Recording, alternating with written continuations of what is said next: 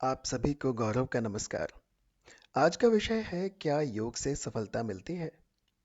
योग जो हमारे प्राचीन ऋषियों की देन है, क्या वाकई हमें जीवन में सफलता दिला सकता है?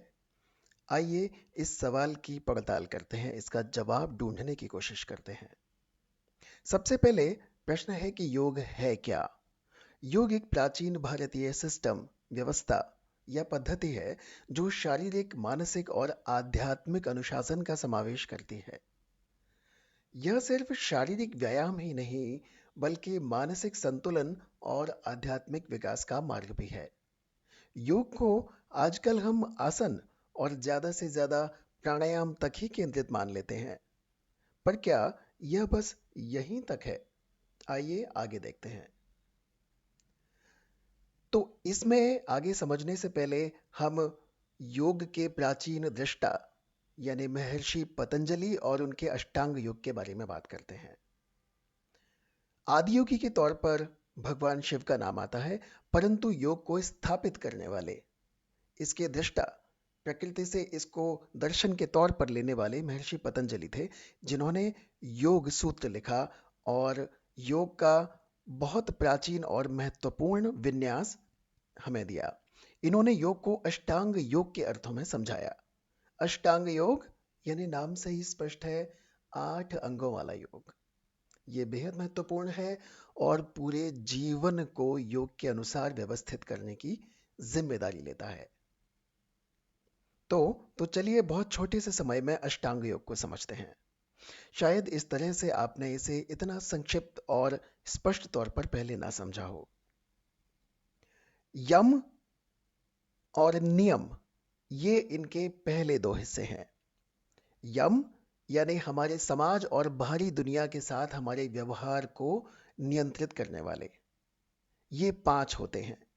ये अंदर से उपजते हैं और बाहर की दुनिया में प्रभाव डालते हैं, यानी अंदर की सृष्टि बाहर की सृष्टि से मिल जाती है।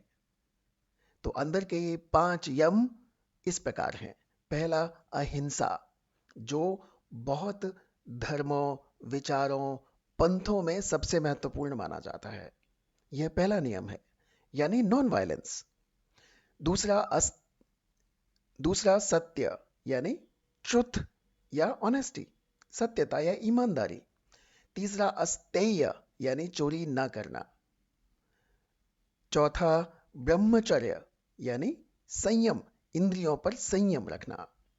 और पांचवा अपरिग्रह, यानी लोभ से मुक्त रहना। जिस चीज की जरूरत नहीं है उस पर बहुत ज्यादा फोकस करके, बहुत ज्यादा ध्यान केंद्रित करके जीवन के मुख्य आनंद से विचलित ना होना। दूसरा नियम, यानी पहले जो यम थे वो हमारे समाज और बाहरी दुनिया के साथ हमारे व्यवहार को नियंत्रित करते थे, परंतु नियम हमारे स्वयं के साथ खुद के व्यवहार को सुधारते हैं, यानी हमारे मन और शरीर का बेहतरीन संतुलन स्थापित करते हैं। ये भी 5 हैं। पहला है शौच, यानी पवित्रता, शारीरिक और मानसिक स्वच्छता। दूसरा संतोष, यानी संतुष्टि, कंटेनमेंट। तीसरा तप या तपस, यानी आत्म अनुशासन, हम थोड़ा कष्ट भी पाए तो हमें बहुत दुख नहीं होता। चौथा स्वाध्याय, यानी आत्मचिंतन या अध्ययन, और बिना स्वाध्याय के कहते हैं बहुत अधिक ज्ञान नहीं मिलता। ये बहुत महत्वपूर्ण नियम है। और पांचवा है ईश्वर प्रणिधान, यानी ईश्वर में समर्पण। ये एक ऐसा बिंदु है जो आसानी से समझ में नहीं आता, तो इसमें थोड़ा सा अपन समय देते हैं। आचार्य श्री राम शर्मा प्रणिधान का अर्थ मानते हैं धारण करना या स्थापित करना, यानी ईश्वर को धारण करना, ईश्वर को स्थापित करना। परमात्मा हमारे हृदयों में विराजमान है, वो तत्व, वह सृष्टि, वह शक्ति, वह मूल तत्व, वो हमारे हृदय में, वो हमारे एक सिस्टम है जो सब जगह व्याप्त है, वैसे ही हमारे हृदय में भी व्याप्त है। गीता कहती है, ईश्वर सर्वभूतानाम हृदयेशे अर्जुन तिष्ठते, अर्थात हे अर्जुन, ईश्वर सब प्राणियों के हृदय में बैठा हुआ है। सर्वव्यापक परमात्मा हर एक के रोम रोम में रम रहा है, फिर भी मनुष्य उसे भूला हुआ है। यानी श्री राम शर्मा कहते हैं उसे इस तरीके से याद करना। एक और श्लोक गीता का ही इसे बहुत ही नए प्रकाश में और अच्छे तरीके से समझाता है। ये देखिए, ईश्वर प्रणिधान यानी ईश्वर पर समर्पण हो जाना, वो कैसे श्लोक है? ये 18वें अध्याय का 66वां श्लोक कहते हैं, गीता का बहुत मूल मर्म भी समझाता है। सर्वधर्मात् परित्यज्य मामेकं शरणं व्रज, अहम त्वा सर्व पापेभ्यो मोक्षयिष्यामि मा शुचः। स्वामी राम सुखदास जी इसका अनुवाद करते हुए कहते हैं, संपूर्ण धर्मों का, संपूर्ण प्रकार के कर्मों का आश्रय छोड़कर, यानी उनके प्रति आसक्ति छोड़कर, तू केवल मेरी शरण में आ जा, मैं तुझे संपूर्ण पापों से मुक्त कर दूंगा, चिंता मत कर। यहाँ पाप क्या है? कोई भी जब हम कर्म करते हैं तो उससे जो बंधन उत्पन्न होता है और जो दुख क्रिएट करता है, वह पाप है। तो जब हम सब के सब कर्म और उनके प्रभाव को, उनके फल को भगवान को समर्पित कर देते हैं, तो वो कष्ट हमें नहीं होते। योग को समझने वाला, प्रणिधान के समझाने वाला एक छोटा सा बिंदु हम इस श्लोक से भी समझ सकते हैं। 9वें अध्याय का 22वां श्लोक है, अनन्याश्चिन्तयन्तो माम ये जनाः पर्युपासते तेषां नित्याभियुक्तानां योगक्षेमं वहाम्यहम्। योगक्षेमं वहाम्यहम्, आपको ध्यान आ गया होगा, LIC का भी ध्येय वाक्य है, यानी उसका योगक्षेम यानी समस्त रूप का भला, समस्त प्रकार का लाभ, भला, देखभाल, तो इसे योगक्षेम कहते हैं। इसका भावार्थ है अनन्य चित्त से, यानी जो केवल मेरे लिए ही लगा हुआ हो, वह मेरी उपासना करता हो, सारे कर्म मुझे ध्यान में रख के करता हो, उस नित्य निरंतर मेरा चिंतन करने वाले का मैं योग क्षेम, सब प्रकार से कल्याण स्वयं वहन कर लेता हूं। दूसरा अर्थ इसे देखना चाहे तो, जो मनुष्य एकमात्र मुझे लक्ष्य मानकर अनन्य भाव से मेरा ही स्मरण करते हुए कर्तव्य कर्म द्वारा पूजा करता है, जो सदैव निरंतर मेरी भक्ति में लीन रहता है, उस मनुष्य की सभी आवश्यकताएं और सुरक्षा की जिम्मेदारियां मैं स्वयं निभाता हूं। तो ईश्वर प्रणिधान समझ में आ गया होगा। अब तीसरे और चौथे अष्टांग में है आसन और प्राणायाम। हम सभी जानते हैं कि आसन योग की वह शारीरिक मुद्राएं हैं जो हमारे शरीर को मजबूत, लचीला और स्थिर बनाती हैं और हमारे मानसिक और शारीरिक स्वास्थ्य को बढ़ाती हैं। यह इसलिए भी जरूरी है क्योंकि परंपरा में कहा गया है, शरीर माध्यम धर्म खलु साधनम, इस शरीर से, इस टूल से ही समस्त धर्मों की सिद्धि की जाती है। तो इसे शरीर को ठीक रखना बहुत जरूरी है। तो कई बार गड़बड़ यह हो जाती है कि योग का पर्याय ही आसन मान लिया जाता है, जबकि वह उसका केवल एक अंग है, केवल तीसरा अंग है 8 में से। यह ध्यान रखने वाला विषय है। चौथा, प्राणायाम। प्राणायाम श्वास और प्रश्वास की तकनीक है जो हमारे जीवन, ऊर्जा यानी प्राण को नियंत्रित करने में मदद करती है। यह हमारी एकाग्रता और मानसिक स्थिरता को भी बढ़ाती है। अब वायु के द्वारा हम इस शरीर रूपी इंजन को कैसे चलाते हैं, अगर इसे ठीक से समझना हो तो किसी उस इंजीनियर से समझिए जो पेट्रोल वाले या डीजल वाले दहन इंजन या कंबस्चन इंजन को समझता है कि कैसे पेट्रोल की बूंद में ऑक्सीजन की मात्रा बढ़ाने और घटाने से ही थ्रस्ट ज्यादा या कम पैदा किया जा सकता है। ऐसा ही हमारा शरीर है। अगर हम इसके इंजन में ऑक्सीजन की मात्रा को नियंत्रित करना सीख जाएं तो इस शरीर की गाड़ी की गति को धीमा या तेज किया जा सकता है। यह मन को भी नियंत्रित कर सकता है।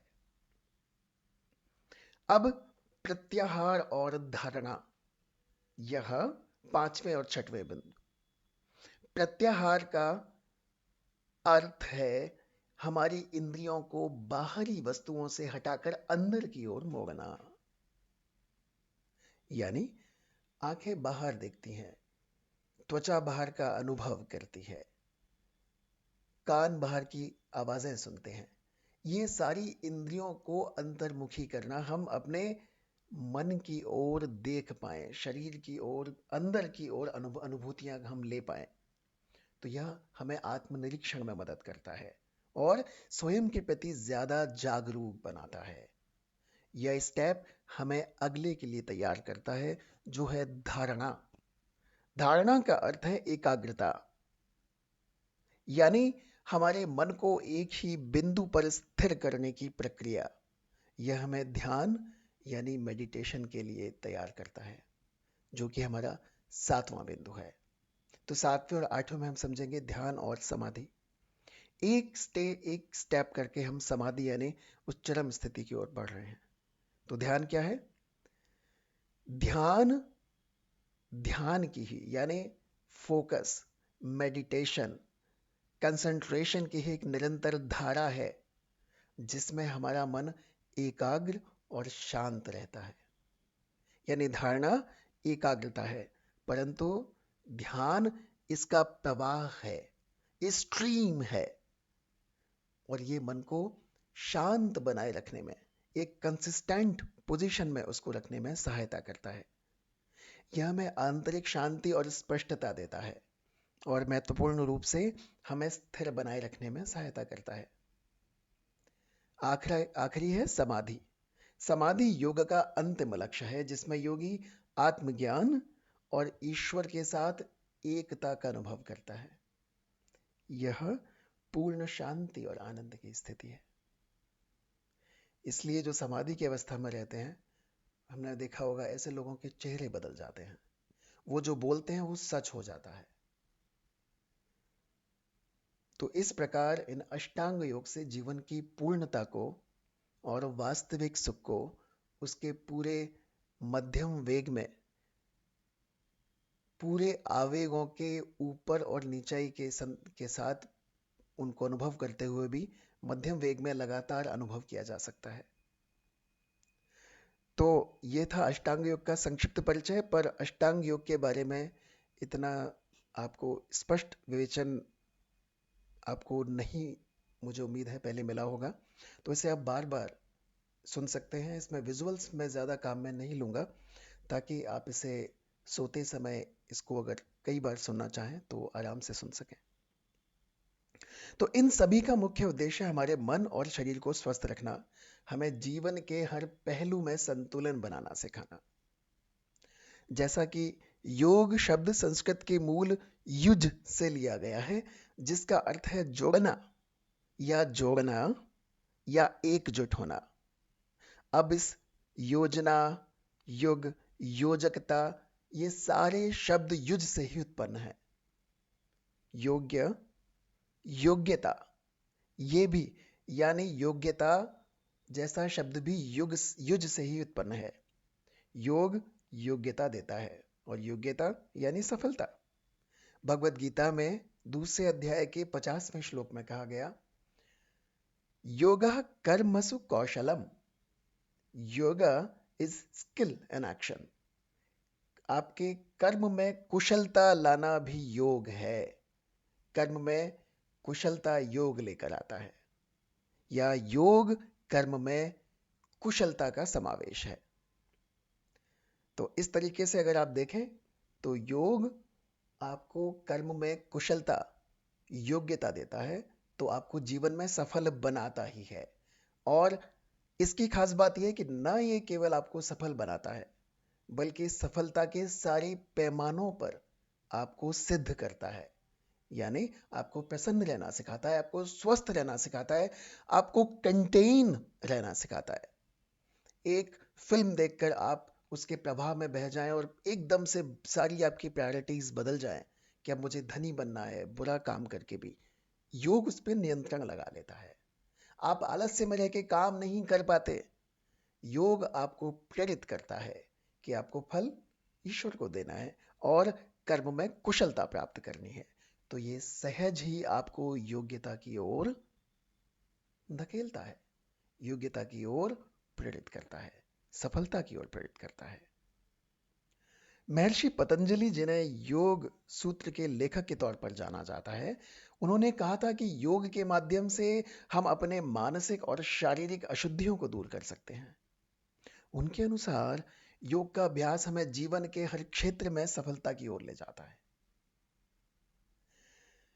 यानी सफलता पाने के लिए सबसे जरूरी है मानसिक स्पष्टता। तो योग, ध्यान और प्राणायाम हमारी मानसिक स्थिति को बेहतर बनाते हैं।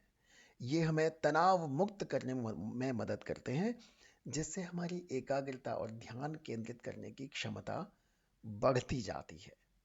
और जब हमारा मन शांत और केंद्रित होता है तो हम अपने काम को बेहतर तरीके से कर सकते हैं।